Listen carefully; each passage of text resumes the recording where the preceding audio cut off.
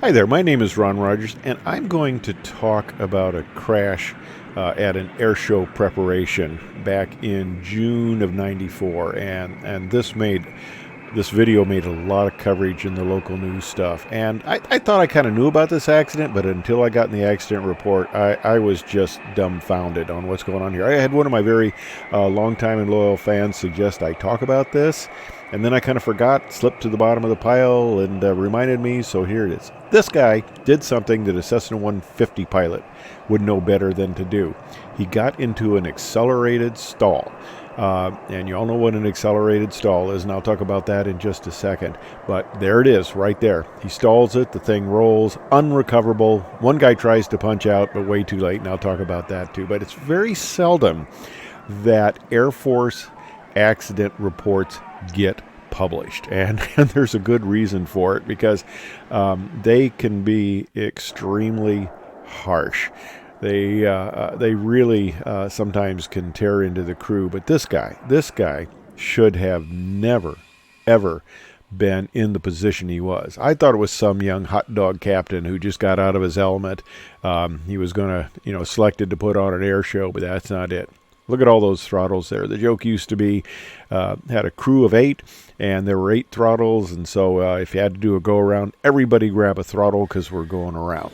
But B-52 is an amazing aircraft. I used to, when I was in the Air Force, think this thing was huge, and it weighed close to 1,000,000 pounds. But after flying the 777 for over a decade, you put that next to this, and actually the B-52 is, compared to that, rather small, but it is very heavy. Like I said, close to 1,000,000 pounds, where the 777 maxes out in the high 600s, depending on configuration and stuff like that.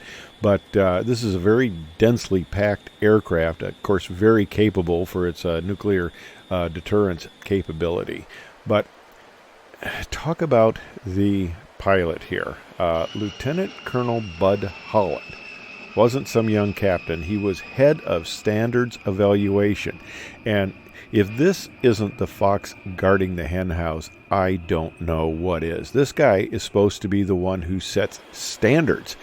And he had such egregious behavior, a lack of discipline, and it's rare for Air Force accident reports to be published, like I said, because they can really be egregious. And what they disclosed in this is just absolutely amazing. Now, the Air Force attributed this accident to Holland's personality and behavior, and the Air Force leaders delayed or inadequate reactions to earlier incidents involving Holland, and the sequence of events during the aircraft's final flight. And this guy had a history. I mean, it's just unbelievable. Now, Holland was the chief of the 92nd Bomb Wing Standard and Evaluation Branch. Also on board the aircraft was McGeehan, and he was the commander of the 325th Bomb Squadron. Wolf was the vice commander of the 92nd Bomb Wing. And Houston was the 325th Bomb Squadron's operations officer. So they all were very experienced people. And the mission called for a bunch of low passes, 60-degree bank turns on runway 23 at Fairchild. It was also going to be Wolf's final flight. And the unfortunate thing about this is Wolf's wife, many of his close friends were out at the airfield to watch this, and there was going to be, of course, a nice little ceremony afterwards, his final flight. And McGeehan, in the co-pilot seat there, his wife and 2 youngest sons watched the flight from their backyard because they lived close by. Now, here's part of the thing that got him into trouble. That yellow area, that's where they keep all the nuclear weapons, and they don't want you flying over that, because if you crash in there, it can be a big mess. Now, the weapons aren't going to detonate, but you could spill radioactive material, so that kept him in tight. He also had an unfavorable 10-knot wind. And he banked the aircraft around. He executed a 60-degree bank turn.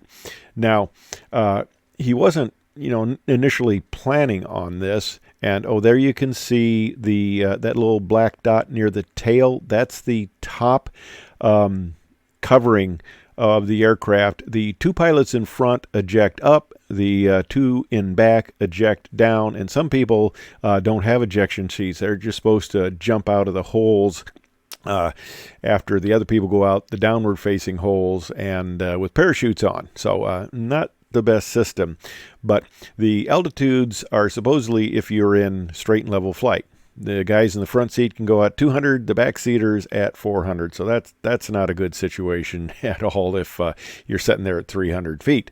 But of course, 9 degrees of bank, all that changes because you don't have the upward trajectory of the seat. And, you know, it was just a last ditch effort on McKeon's part to get out of the aircraft.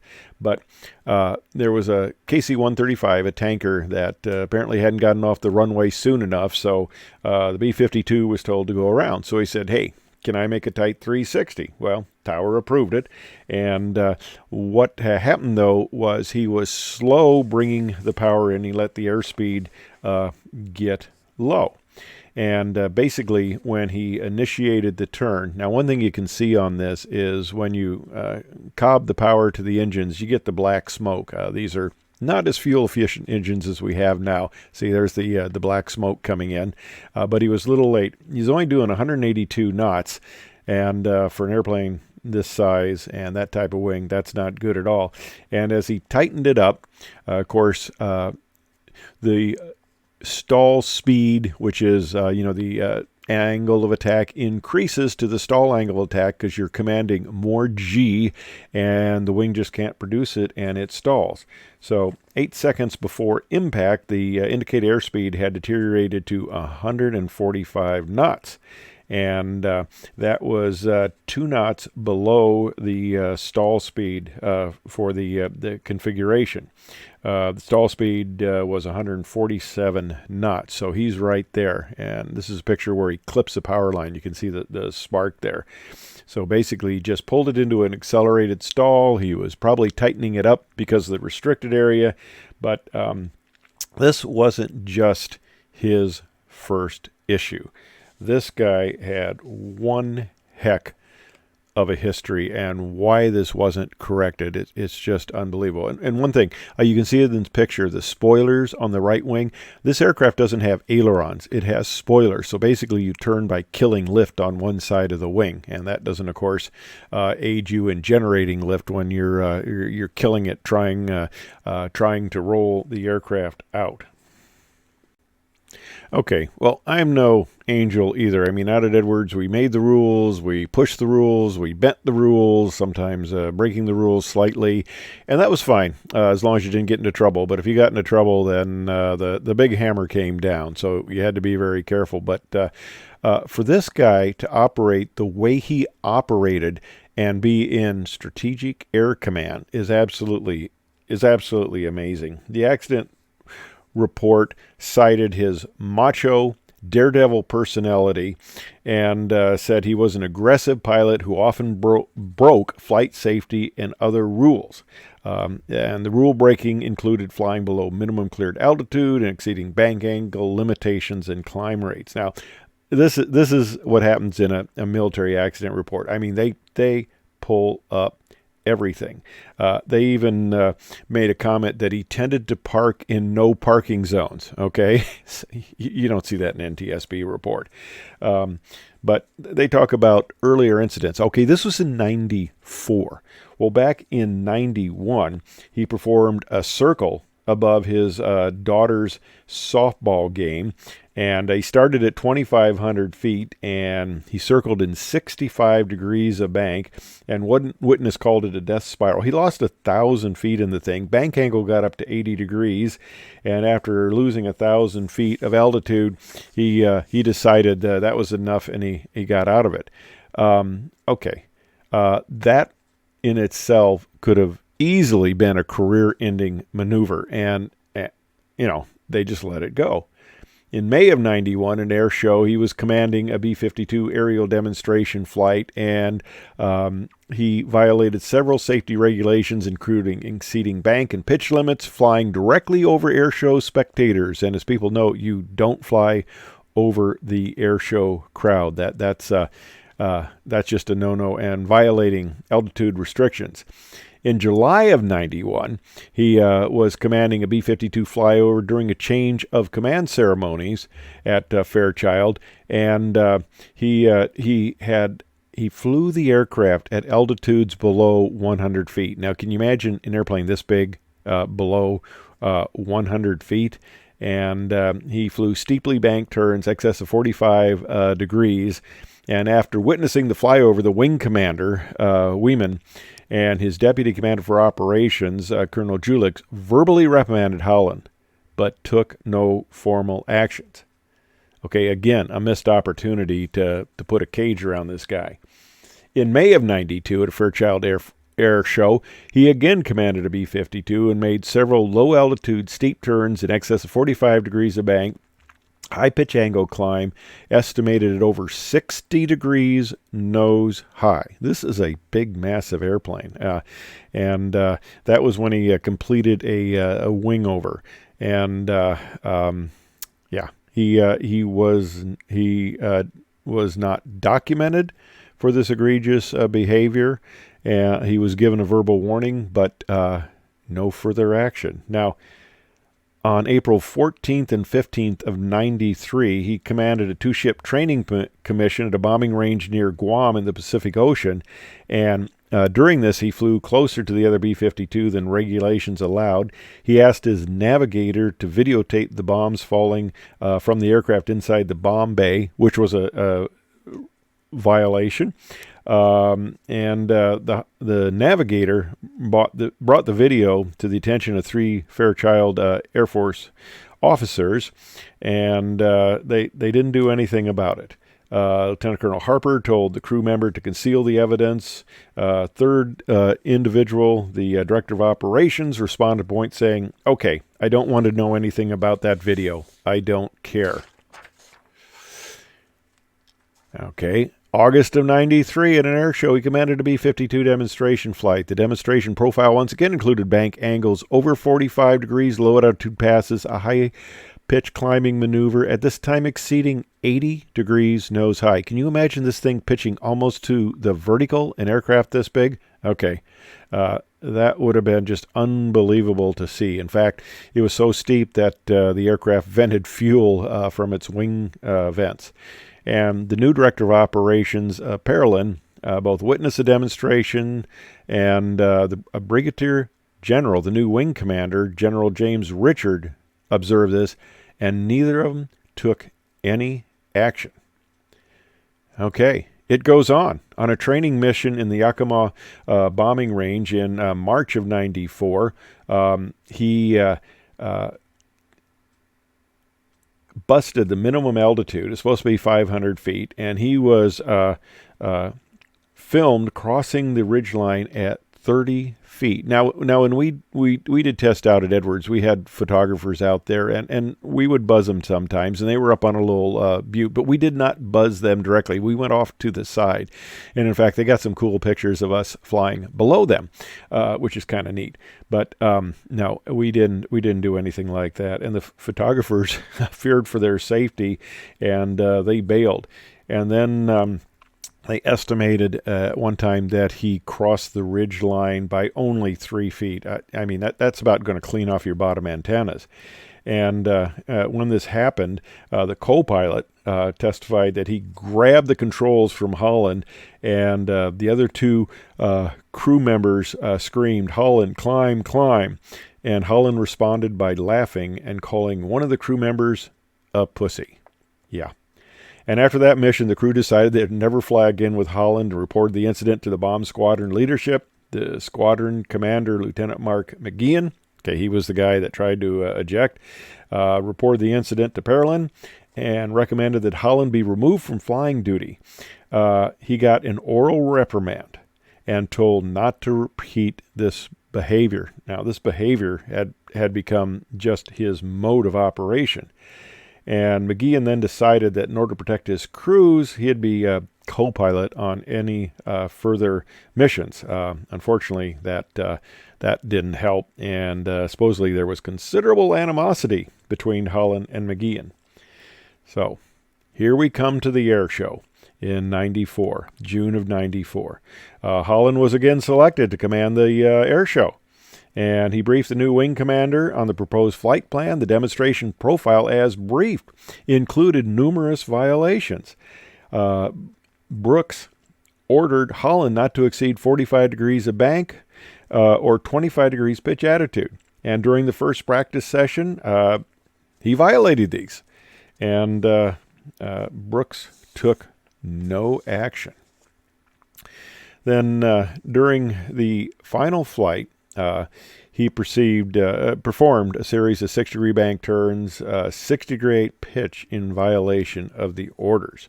And there's no evidence that McGeehan or Wolf attempted to intervene as Holland executed these maneuvers.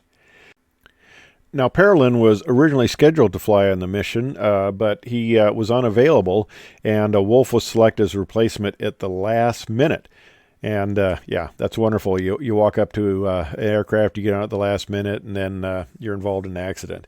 And due to the short notice of the assignment, Wolf did not get to be involved in the pre-flight briefings. He boarded the aircraft after the engines had started. So he was really kind of behind the power curve on what was going on here. But he knew this guy's history. But he was not aware of the planned mission and did not have the opportunity to raise any objections. Well, people should have raised objections all along. This is just unbelievable. And, of course, they got into the situation. They got into an accelerated stall that, like I said, a Cessna 150 student pilot knows better than to roll it into 6 degrees of bank at low airspeed and pull back on the yoke to keep the airplane flying. And one of the things the accident report went into was the fact that the crew hadn't flown a lot previous to this. Well, okay, Air Force, who are you blaming there? Because it's really hard, especially in SAC. The missions are very detailed, they're very long, they're very complicated, and back then you're lucky if you flew one mission a month. So keeping proficient, and these were long-range operations, you typically didn't get to fly a lot of patterns, touch and goes, and stuff like that. So keeping proficient was very difficult. And in the end, Parolin was court-martialed. He was court-martialed on 2 counts of dereliction of duty. He was sentenced to forfeit $1,500 of salary a month for 5 months. Okay, we lose a multi-million-dollar aircraft to his negligence, and they give him a slight slap on the wrist.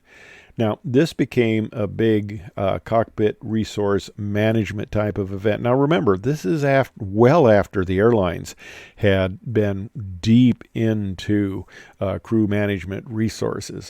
The Air Force was very late in coming. Of course, there's a whole different, if you think it's bad enough captains playing God in the airlines, of course, now you got people pulling rank, because they're colonels and you're a lesser rank and stuff like that. But that wasn't really a factor in this airplane because all these people were high-ranking individuals. And how we got away with this? One thing that they reported, though, was that 16 years later, they had another incident just like this using a C-17 transport aircraft that took off on an aerial display practice flight.